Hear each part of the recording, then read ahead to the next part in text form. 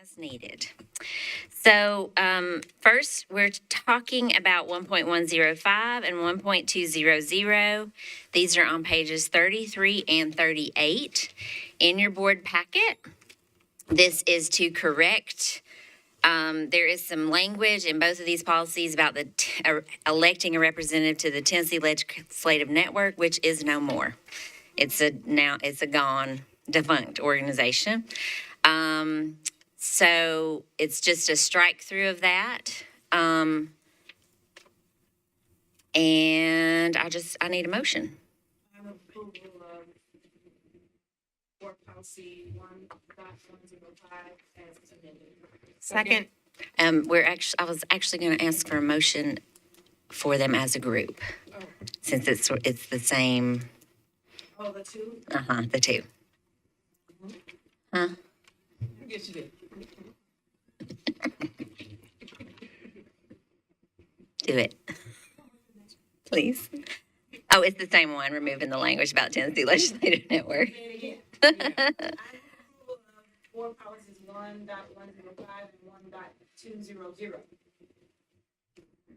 That's it. Second. Thank you, Sharon.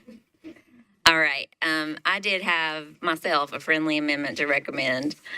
And that is that although the Tennessee Legislative Network is no more, we are asked by Tennessee School Board Association to elect a legislative liaison to serve as, there's a whole handbook on it. I'm aware of this position because I have served in that position for 2 years. It was Board Member Buggs, who is now no longer on the board, up until she resigned from the board this year.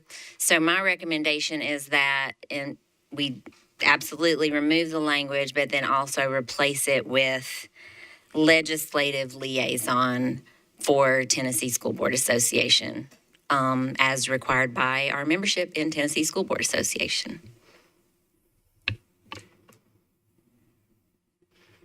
Chair Masters, could you read that back sort of the way you want it to actually read? Yeah, we'll change it to You're on 1.200, I presume. I am. Okay. I was. By electing a chair, a vice chair, and a Tennessee School Board Association legislative liaison.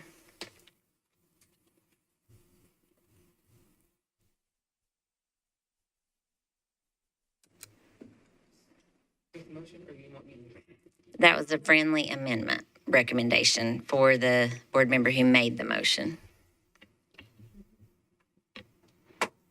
So I make the motion to amend the policy to what Chairmaster just verbally said. Okay. Oh, no. Jared's name is Sharon.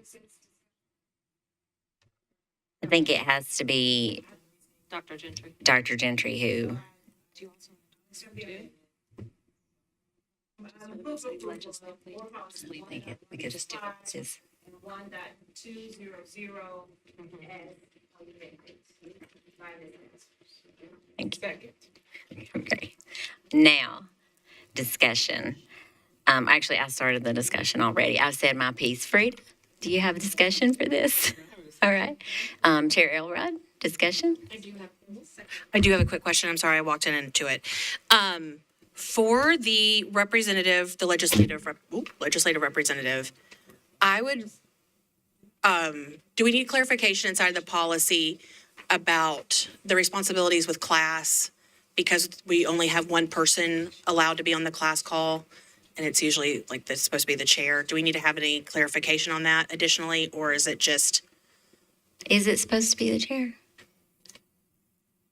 It is requested to be the chair at this time. Oh, it has by because class. of you have to make decisions of what's going to be lobbied for or against, that kind of thing. So there is some request for it to be. So the I person did can speak on not behalf of the board. recommend any change to 1.105 with my friendly amendment. I only recommended the change to 1.200. Okay. So 1.105 would still just be striking through TLN and say the board shall work with class. Okay. I mean, I think that that makes sense because they will still work with class and go to the annual, what is that called? Annual meeting? Chairman, I that's think still- you're going to work with class in whatever capacity. the Right. I was bylaws going allow to you say work with that'll class. allow us some flexibility to do what class Okay, needs at that point in time. okay, got it. Would this, may I ask another clarifying question? Would this person also take over, would we need to remove the position on our appointed chair positions for a legislative committee? Because this person would, we wouldn't need to assign that person would be So- elected to it. I've spoken with Tennessee School Board Association about it, and it really is at the discretion of each board what they want the individual responsibilities of the legislative liaison to be. Okay. They simply want us to choose one. There's a full handbook that TSBA offers that Yep. gives recommendations on what those responsibilities should be, but it's not highly prescriptive. That person could serve in both roles, or they could be distinct. Correct. Confusing. Okay. Okay. Is it codified in policy that we have that legislative chair? I would have to go back and review, but I I don't know do if that's one of the required ones, but I feel like it is. feel like it is. Because there's a Sorry, I list was of the not prepared required for that ones. question. Okay. But I do believe it is one of the required ones. Okay. But we could absolutely amend that to say we want that to be same person Okay. at a later date. Okay. In general, my concern with legislative liaisons is that the chair and then the vice chair are who are supposed to speak on behalf of the board. So I know there's been some confusion in the past with legislative liaisons, particularly because we don't need all the advocacy work that we used to have to do. Hallelujah.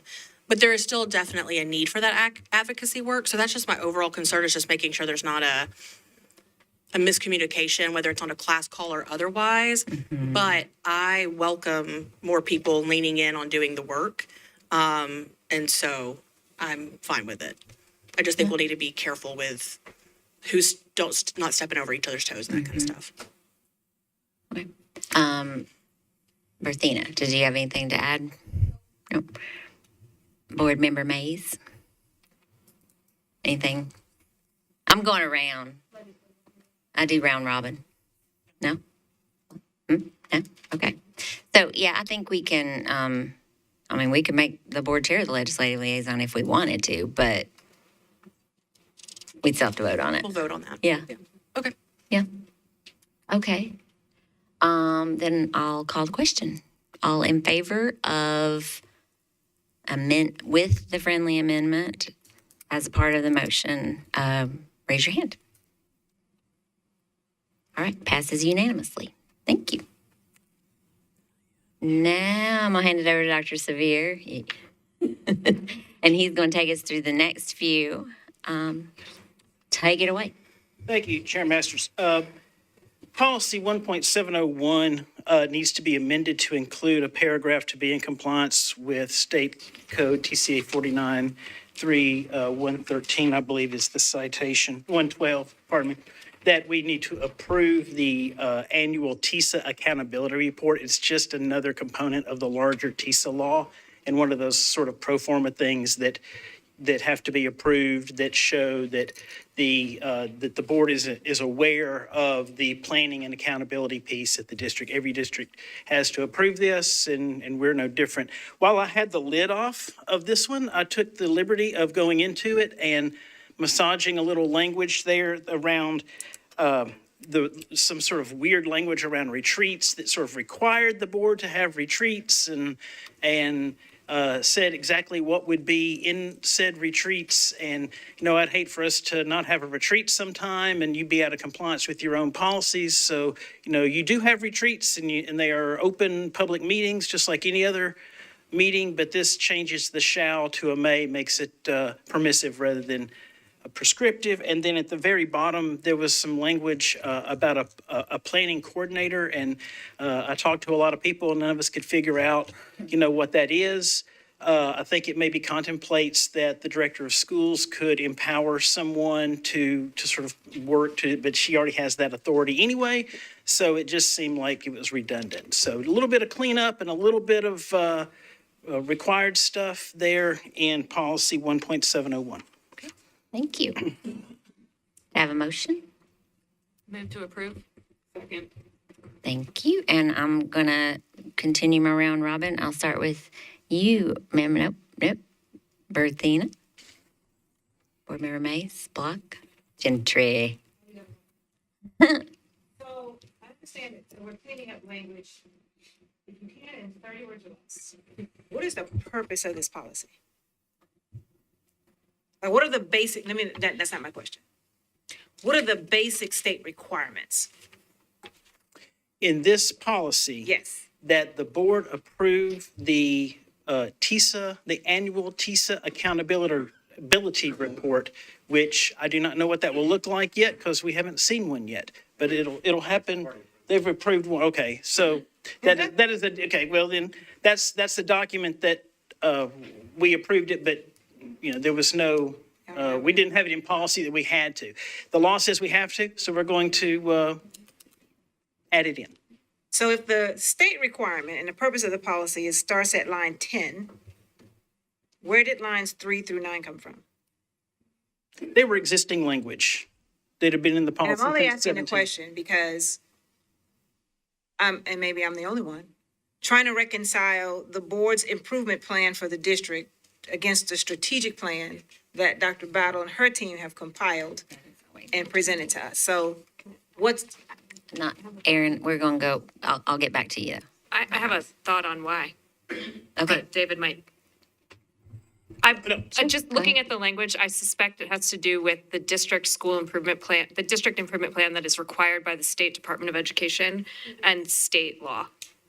Or at least as far as I know, I don't know if someone could confirm or deny that I fact. believe it is, and it's It cited refers to there a with, TCA. with the superscript there at the top.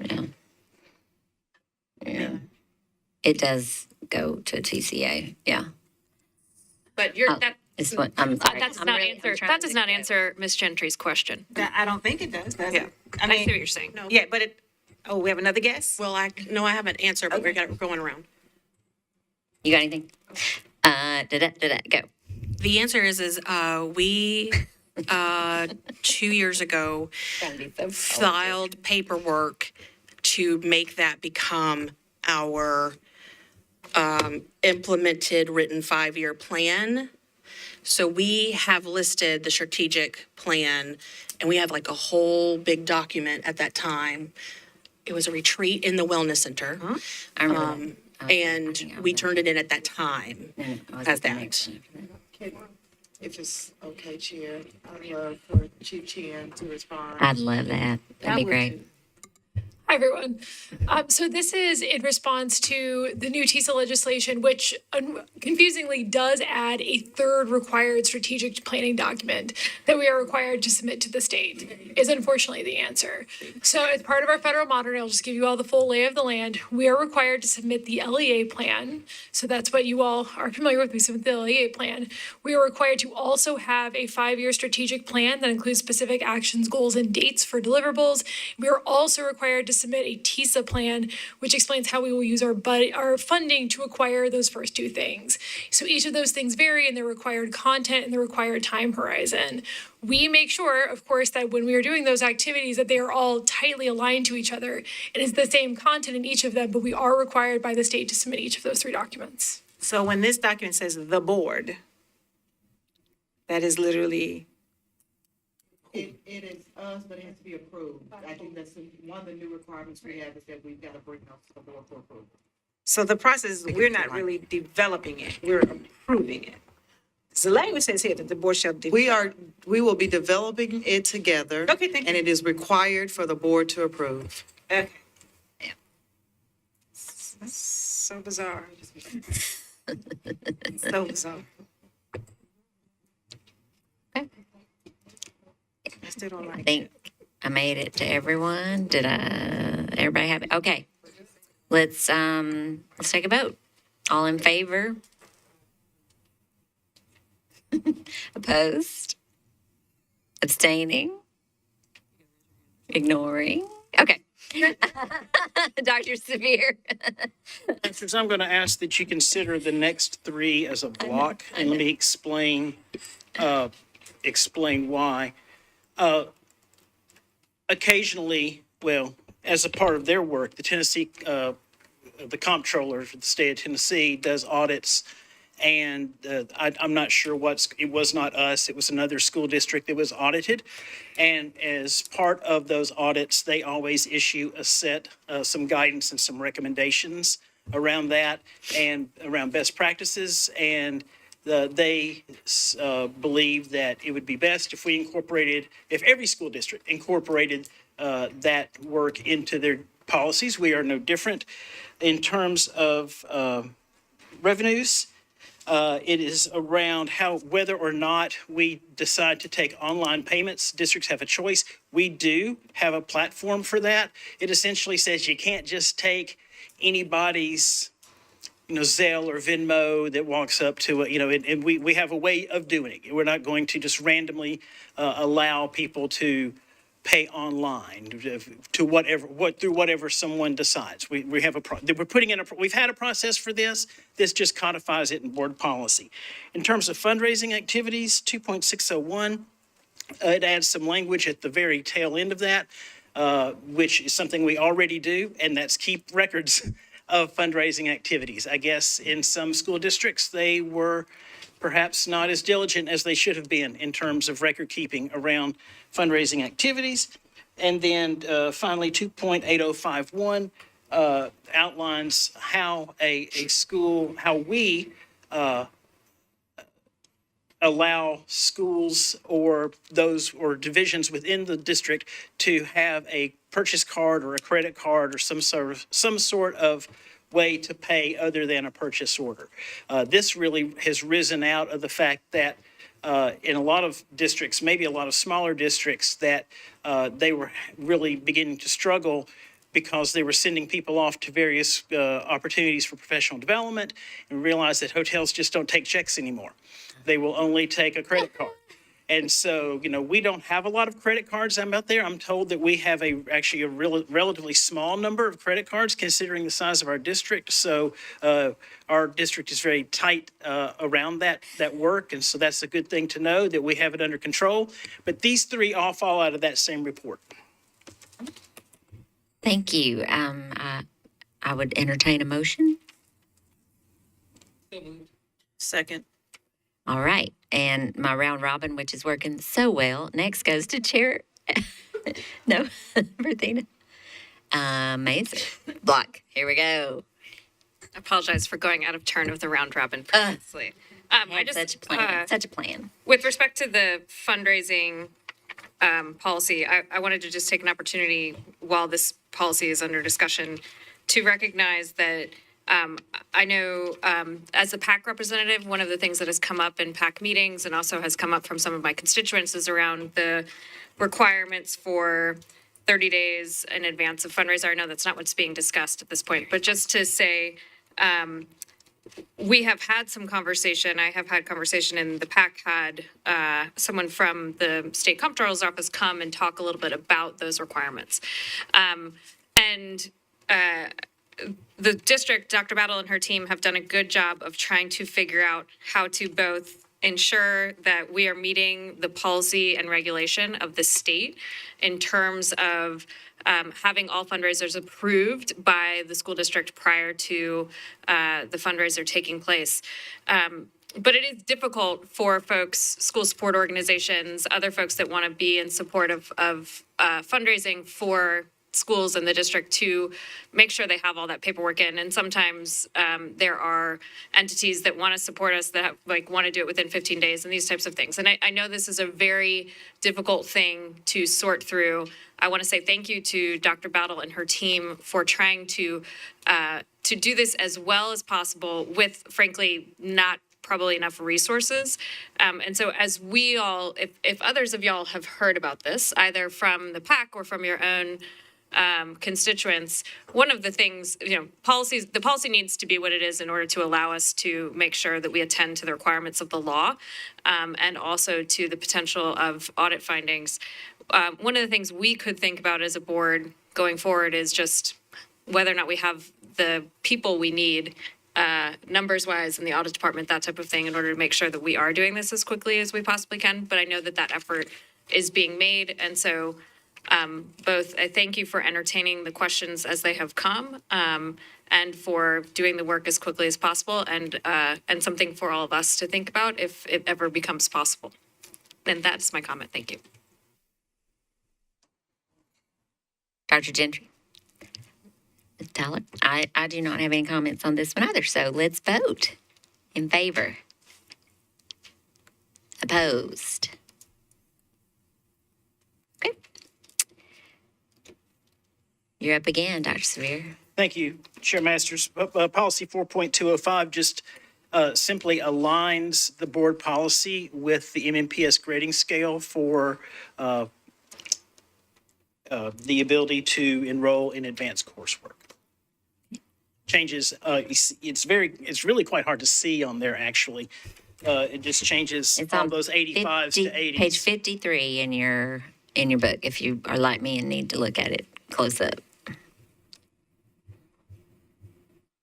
All right. To have a motion on this one? Second. All right. I've made my way to Member Nabal McKinney, Mays, Block, Jake. I know. I'm trying something new here, y'all. La la la la. Okay, let's vote in favor. Opposed? All right, there we go. Back to you, Dr. Severe. Thank you, Chair. Policy 4.603 is around promotion and retention. The board is required to have language about how students are promoted or retained. And with the retention law that has come in, we do not have language in there. I will tell you that I've talked to a lot of folks at a lot of other districts who have taken a very different approach to this policy and essentially tried to sort of wedge in all the various criteria into the policy, scoring in the top half and being in and all, and essentially this is quite a dynamic situation right now. It's it may be changing as I'm up here at this lectern. So we went with some maybe more evergreen language that essentially says that if you're in the third or fourth grade, that you have to meet the requirements to move on to the next grade, and whatever that shakes out to be. I think if the board decided that in the future they wanted to put some more specific language in there, once the waters sort of settle around that might be fine too. But I believe this will be some good language in the interim at least. Thank you. Motion? So moved. Second. Great. Discussion begins with Board Member Mays. Block, Gentry, Tyler. Okay, let's vote. In favor. Okay, that one's done. We're just cranking through. All right. I think you've got one more to go, Dr. One Yes, I do. more for sorry. Dr. Severe. Matter of fact, if it's okay, I won't even put it on the screen. It just adds the word of. It just fixes the typo. It's the least exciting It's very exciting. policy. Move approval. Second. Let's just vote. In favor? Opposed? Okay, done. Yay! Okay, thank you, Dr. Severe. And now we're going to move on to 1.107, and I'm going to ask Board Member Mays to present this policy, and it is on page 34 in your board book, so you have to scroll back up. Yeah, so thank you, Chair. The policy 1.107 is the board member conflict of interest policy. And we basically, as we are reviewing our policies to make sure that we are compliant, this one struck me as not having enough specificity. So we have adjusted this policy to make sure that we are well within the, we are very compliant where, in regards to our board members' code of conduct or conflict of interest. And so I would ask for a motion for approval. So moved. Second. Thank you. And any discussion, and I'll actually start if you don't mind, I'm going to start with one thing, Sure. an amendment. Okay. So on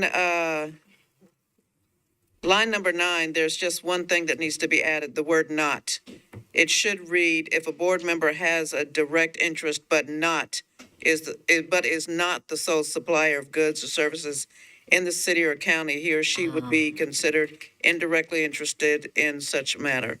Okay. Who made the motion? I'm sorry. Would you be up for amending that motion? Sure, I'm in the motion to include the amendment. Second.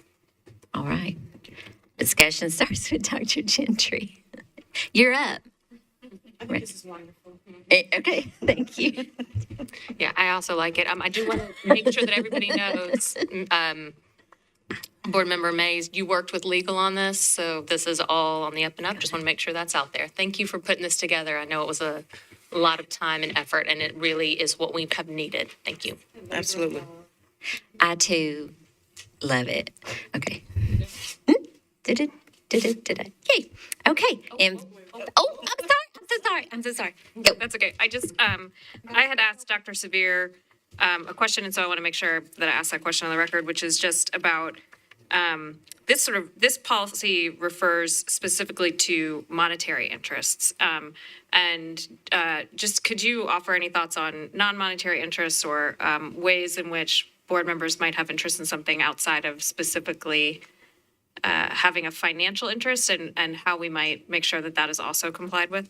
So thank you, Board Member O'Hara Block. I think that anything that's not strictly a financial interest is not necessarily contemplated in this policy, right?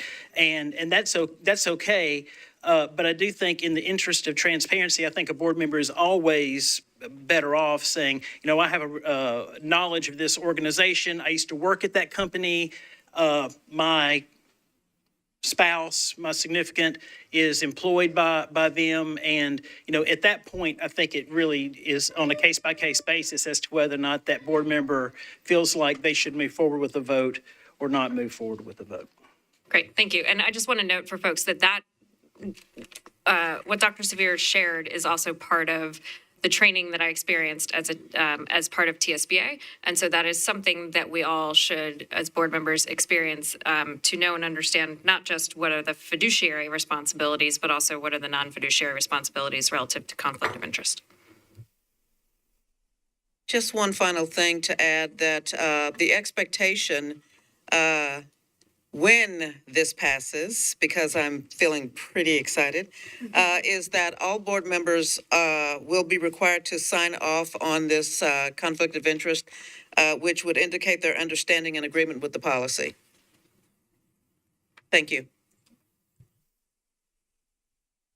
You may. It's interesting that you mentioned that. So how does this align with or reconcile with the conflict of interest that we have to do at the beginning of every year as a seating board member? And it's a two-part question. And does this address, I think this feels like it speaks mainly to voting and contracts here at the board table. What about the board member that goes into a school and talks about products or services that they may be affiliated with? So this does not, your second question first, this Okay. does not address that.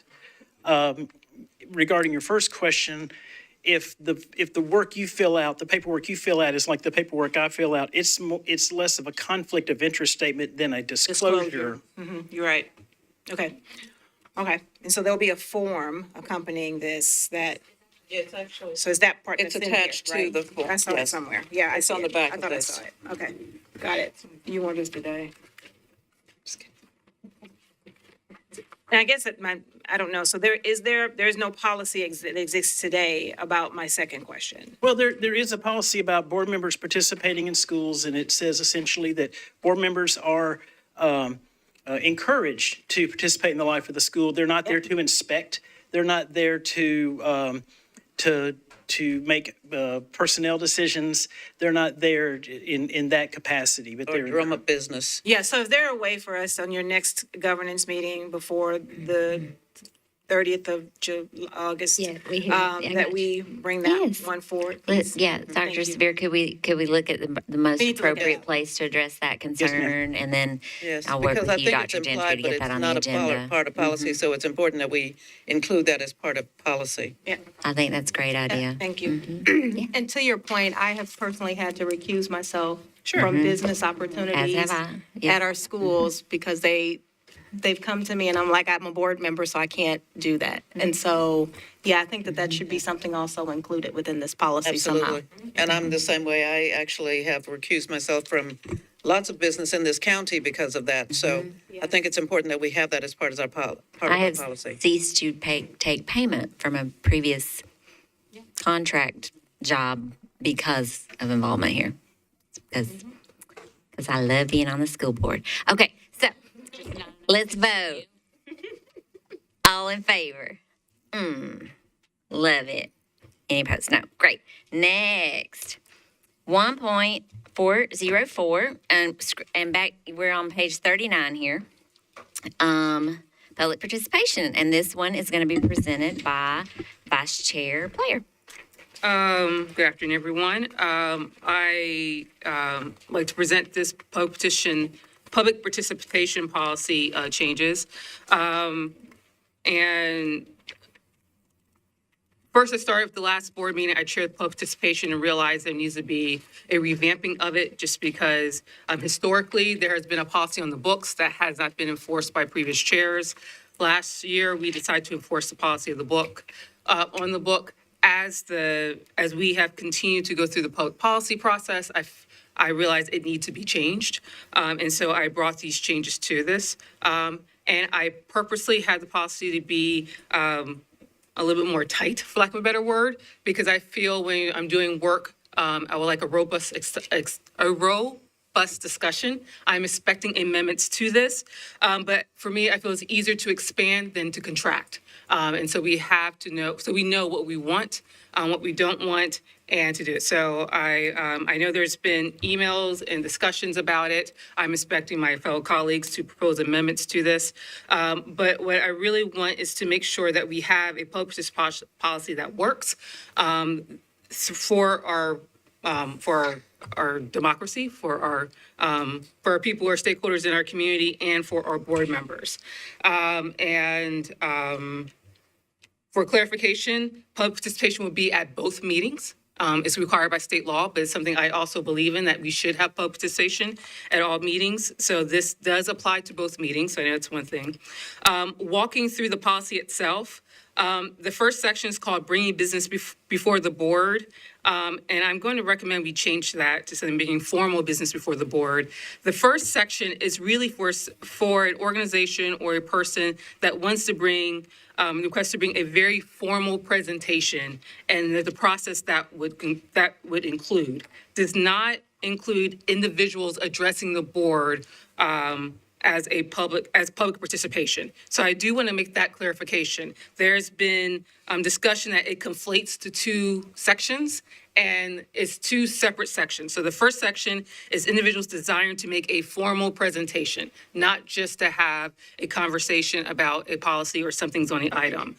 So we extended that time just to give more time for consideration. As we know, this is not a full-time job. So just to make sure we have time to consider it, that's why we expanded it for 2 weeks, and for the executive committee to make that decision. So I want to clarify that part, that is for formal presentations only. That is not applied to individuals. So that's the first section.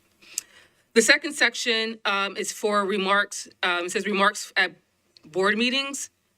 If I would rephrase it, it'd be public participation remarks at the school board meeting. These are for individuals who address the board as they traditionally have done. And so that's what the second section, or the final section, is for. So we have individuals address the board on items that are on the board agenda using the format that's provided. We have that there'll be a total time dedicated to 30 minutes. That is usually roughly the standard. The common practice with other board members there is a prescribed time. So that's where that suggestion came from. The executive committee will determine what point it could take place. The chair will set the time allotted but no more than 3 minutes. That is the standard practice of 3 minutes per person. If you have a large group of people, it'll be divided equally among that 30-minute time slot to be signed up. The other part is to submit remarks in writing at least 48 hours in advance prior to the board meeting. The intent was that the will of the public would be immortalized in writing. Right now, it's just immortalized in video. The minutes of the program, minutes of our meeting are high level and bullet points, but it was to have it on record what was submitted for that. So that was the intent of that one. And that is my explanation of the policy. So I make a motion for approval with amendments that shall come. So you want to go ahead and make a motion with the amendments that you mentioned within your presentation, or? Potential new ones. And potential new, okay. Yeah, so we can. So we can have a discussion. So we can, Yeah. I need a second to have discussion. Thank you very much. Okay, and we are at Board Member Tyler. Great. Thank you for bringing this policy up for our discussion, because I do think it is something we need to talk about. I'm going to start off by saying it's not been a secret that I've not been a fan of our public participation policy, and it shouldn't be a surprise that I find this particular version more objectionable, but you said you're looking to perhaps loosen it a little. However, I have 3 friendly amendments in mind that I hope can temper the policy into something that we can all stand behind. The meat of my concern is in that newly sectioned remarks at board meetings that really is more about individuals coming to speak to us. So I'll start with the newly added paragraph that starts in line 14, goes through line 20. Because I find that added restrictions and the hoops to jump through in that particular paragraph the most worrisome. So I'm going to kind of go through my thought process quickly, including a couple of rhetorical questions before offering that friendly amendment. Right now, people can sign up to speak no later than noon the Monday before a meeting, which is about 29 hours. However, in this new policy language, starting on line 19, it says speakers would have to submit written comments 48 hours before the board meeting. And to me, that's very confusing. If someone signs up Monday morning, will they be denied if they didn't submit a written comment in the 48-hour timeline? Or is the plan to shorten the amount of time that people would have to sign up to speak? That same sentence continues on to say that each person's written comments will be displayed publicly while they speak. Would they be expected to stay on script? What if their time gets shortened? I have genuine concerns about submitting written comments for several reasons. First, it feels like overkill. We already require speakers to list what they're going to talk about when they sign up, and the policy already has guardrails to keep speakers on track. Second, it's unnecessarily intimidating. I'm hopeful that the intent of this is not what it appears to look like, because the ability to know every detail of a speech before we allow it to be spoken looks less like we want to hear what our constituents have to say and more like we want to have absolute control over that narrative. And I just cannot believe that that's the will of this board. I don't. Finally, it's unnecessarily burdensome. Not everyone who comes to speak wants to plan out every single word that they say ahead of time. And it really disadvantages speakers whose first language is not English. So I know that as a board, we are not seeking to squash the voices of our constituents. I know that. And so that's why my first friendly amendment is to cut the entire last sentence in the new paragraph. So right now, that last sentence says, remarks to the board shall be submitted in writing at least 48 hours prior to the board meeting, and remarks shall be displayed publicly during the allotted time. So my first friendly amendment is that that entire sentence be removed. I agree. Thank you. Great. Okay, so Sorry, I just need to take a moment to say we are at time. So I think we need to decide whether or not we are going to continue and go over. Yes. Please. Dr. Gentry, I may suggest a deferral. I think the number of amendments are going to be hard to keep up with. we have 2 more. I'm not arguing Get through them in 5 that. minutes. But we still got to get through everybody else too. You still have to get through everybody else. And I think we need to have I think we are making a Frankensteinian policy. So we had a policy that somebody made some adjustments to and it became law. And then now we want to make there's been another proposal to that policy and we want to make amendments to that. I think I would suggest a consideration that this board considers more time focused on what do we want from public participation? And then create a policy that supports what we want the outcome to be. I think right now we're trying to force a policy to do something, and I'm still unclear about the problem we're trying to solve. So, Sharon's suggestions. Okay. Yeah, go ahead. If that's what we would like to do, would we be willing to re-enter governance committee right after our board meeting so we continue the train Tonight? of thought? Or would we defer to a future date? I mean, I'm going to just say, A, I'm in favor of us starting the board meeting on time because folks are here. Yes. B, I'm in favor of getting through this tonight, if at all possible. But,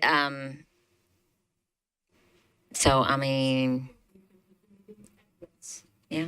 And then we bring it back up after the board meeting. You reconvene. All right. You come Recess. back in, Yeah. you recess, Make a motion. go into the governance, All right. the board meeting. You have to make a motion. I make a motion to go into recess. Second. Okay. Any discussion? All right, we will recess. We will pick back up after we've had our board meeting. All in favor? Do Any opposed? you have a question? Okay. I just want to make sure that means that we'll amend the consent agenda, correct? Correct. We will. Just to be double sure. It'll be pulled. Just double sure. Thank you And very then much. we'll come back out of recess after the meeting. Okay. All right. Thank you so much. We are adjourned.